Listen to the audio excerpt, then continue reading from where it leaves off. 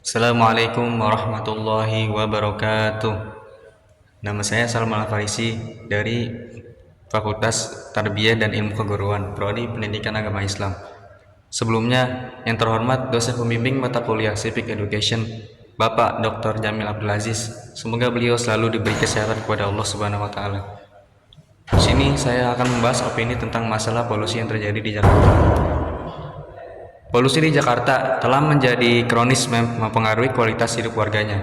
Sebagai ibu kota dan pusat aktivitas ekonomi Indonesia, Jakarta menghadapi tantangan berat untuk menyeimbangkan pembangunan dengan pelestarian lingkungan.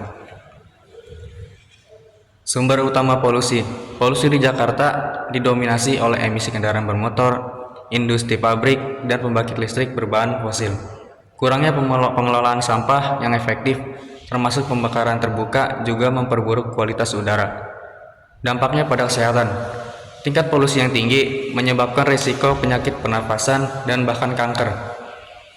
Anak-anak lansia dan mereka dengan kondisi kesehatan tertentu menjadi kelompok yang paling rentan yang terkena dampak tersebut.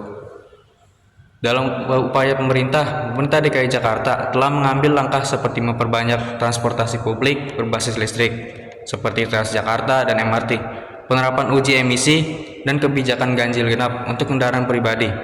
Namun, implementasi kebijakan ini masih menghadapi tantangan seperti kurangnya kesadaran masyarakat dan infrastruktur yang belum optimal. Masalah polusi udara bukan hanya tanggung jawab pemerintah, tapi juga masyarakat dan sektor swasta. Masyarakat perlu lebih sadar akan pentingnya mengurangi jejak karbon, seperti dengan menggunakan transportasi umum, bersepeda, atau berjalan kaki.